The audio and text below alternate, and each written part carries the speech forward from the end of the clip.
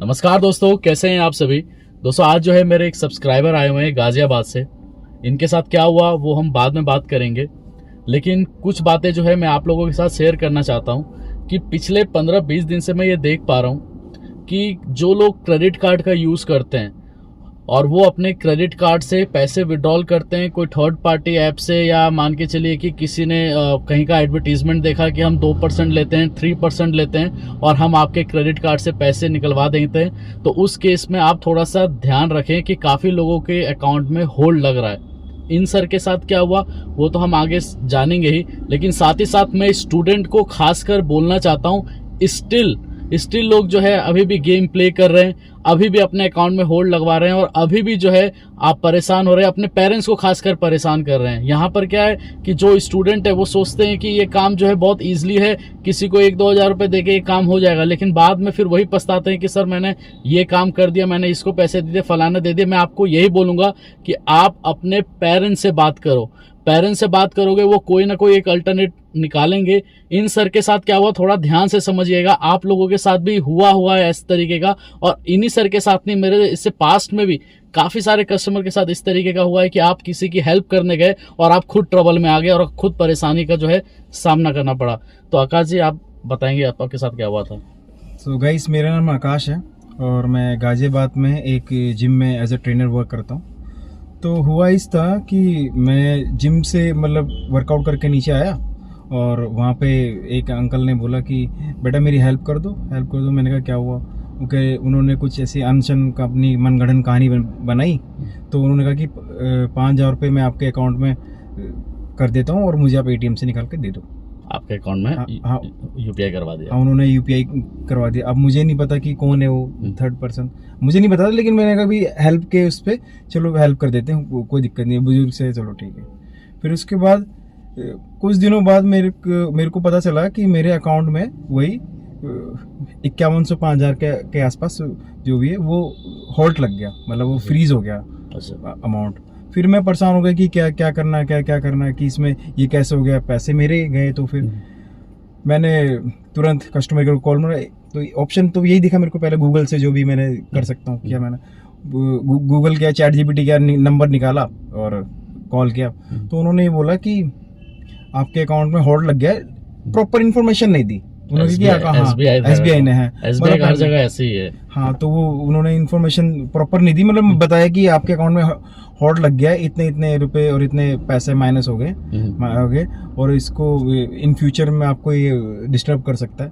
तो मैंने कहा, जब उन्होंने ये बोला तो मेरे को और टेंशन हो गया कि ये तो वही सीरियस मैटर हो सकता है, कुछ भी हो सकता है। तो सर का जो है जब ये बैंक में गए तो बैंक वालों ने तो पहले डिटेल नहीं दिया, क्योंकि स्टेट बैंक है। मेरे को ये इन्हीं सर का नहीं मुंह से सुन रहा हूँ, मैं बहुत सारे कस्टमर के मुंह से सुन चुका हूँ। पंजाब नेशनल बैंक, SBI ज्यादातर जो है ये डिले करते हैं डिटेल देने में, या तो ये सीधे बोल देंगे कि पटना से हुआ है। अब काफी कस्टमर ऐसे भी हैं जो पटना चले जाते हैं, लेकिन मैं आपको एक चीज क्लियर कर देना चाहता हूं कि पटना में जो है SBI का साइबर ऑफिस है, वहां से कंप्लेंट नहीं है आपका।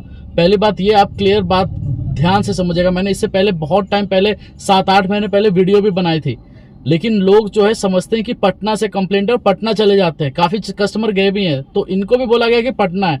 फिर इन्होंने जब मेरे को कांटेक्ट किया था, बोला था कि सर मैं गाजियाबाद इंदिरापुरम रहते हैं ना, इंदिरापुरम में मैं रहता हूं, और मेरे को बोला गया है कि आपका जो अकाउंट है वो फ्रीज हुआ है, सॉरी वो अमाउंट फ्रीज हुआ है, वो हुआ है आपका पटना से। तो मैंने इनको वैसे ही बोल दिया कि सर पटना से नहीं होगा, आपका स्टेट बैंक है। तो इन्होंने बोला हाँ सर मेरा स्टेट बैंक है। तो मैंने इनको पहले ही बोला कि सर आपके स्टेट बैंक बोलने से पहले सिर्फ आपने पटना बोला, तो मैंने कैसे आपको बता दिया कि आपका स्टेट बैंक है। तो इन्होंने जो है मेरे को बोला कि सर मेरे को सिर्फ इतना ही बताया गया है कि सर पटना से हुआ है। तो मैंने इनको बोला कि आप मेरे को बस अपना अकाउंट नंबर दीजिए, पहले मैं डिटेल निकलवाता हूँ आपका। और इनका कंप्लेंट था बैंगलोर से। अब बैंगलोर में इनका कंप्लेंट निकला, फिर जो है बैंक वालों ने जो है इनको 4-5 दिन तो दौड़ाया और डिटेल भी नहीं मिली। फिर उनके बाद जब मैंने इनको डिटेल दिया तो पता चला बैंगलोर से। फिर इन्होंने जो है मेरे को कांटेक्ट किया और मेरे से मिलने आए थे द्वारका सेक्टर 9 मेट्रो स्टेशन के पास। मेरे को इतना लंबा ट्रैवल करके सर के पास आना पड़ा, और मैं भी इनसे कांटेक्ट इस वजह से हुआ कि मैं यूट्यूब पे आप देखते हो कि कुछ ना कुछ तो यार सोल्यूशन होता हो। तो मैंने टाइप किया कि how to get rid of hold from SBI bank जो भी था। तो ऐसे करके मारा, तो इनकी वीडियो मतलब एक तो इसमें आई, तो फीडबैक वीडियो मैंने देखा उनका अच्छा, तो मैंने इनको ऐसे करके कांटेक्ट में लिया। तो किसी तरह मैं फिर इन्होंने मुझे बातचीत समझाई और मैं समझा और ट्रैवल करके यहाँ पे आया। फिर उसके बाद जो है जब इन्होंने फर्स्ट टाइम मेरे से मीट किया था, तब इन्होंने मेरे को बताया कि सर ऐसा ऐसा हुआ, एक कस्टमर मेरे को मिले, मतलब कस्टमर मतलब अननोन पर्सन जो भी था, मेरे लिए तो कस्टमर एक तरीके से हुए। अब जो भी मेरे को मिले अननोन पर्सन, उन्होंने मेरे को बोला कि बेटा मेरे 5,000 रुपये मैं तुम्हारे अकाउंट में डलवा देता हूँ, मैं ATM लाना या जो भी कुछ लाना भूल गया या जो भी है, तो आप मेरी हेल्प कर दीजिए। तो मैं आपको क्या बोलना चाहूँगा इस यहाँ पर, अगर कोई राह चलता आदमी अगर आपके पैर भी पकड़ के बोल रहा है ना कि मेरे को आप कैश दे दीजिए, मैं आपको UPI करा देता हूं, अगर सचमुच में जो है अगर आप अपने आप को सेफ रखना चाहते हो और परेशान नहीं होना चाहते, साइबरों के चक्कर में नहीं पड़ना चाहते, तो मैं आप लोगों को वार्न करना चाहूंगा कि प्लीज इस तरीके की हेल्प मत करो, क्योंकि आप ही ट्रबल में आ जाओगे, क्योंकि आप किसी की हेल्प करने जाओगे और आप परेशान हो जाओगे, जिस तरीके से ये सर हुए। क्योंकि इन्होंने जो है फिर मेरे को अप्रोच किया, फिर बाद में पता चला कि कंप्लेंट बेंगलोर से है और बेंगलोर में किसी के साथ 4 लाख का फ्रॉड हुआ था, जिसमें से 5,000 इनके पास आया था लेयर थर्ड में जो है इनके अकाउंट में पैसा क्रेडिट हुआ, और उसके बाद वहां पर जाके एडवोकेट जो भी कुछ हुआ वो तो चलो सॉर्ट आउट हो गया, आप तो फाइनली हो गया ना, सॉर्ट आउट हो गया। लेकिन मुझे ये सब नहीं पता था कि लेयर्स में भी कोई कुछ होता होगा, पेमेंट होगा। तो हाँ, मतलब ये तो बहुत सारी चीजें होती है तरीके से मुझे लगता है कि बहुत बड़े बड़े स्कैम होते होंगे। अब वो सर मेरे को कह रहे सर मैंने तो किसी के साथ 4 लाख रुपए फ्रॉड नहीं किया। तो मैंने इनको बोला कि सर आपने 4 लाख नहीं फ्रॉड किया, उसमें से कुछ पैसा आपके पास आया। कस्टमर मेरे को ये बोलने लगे कि मेरे को तो 4 लाख रुपए रिटर्न नहीं करने पड़ेंगे।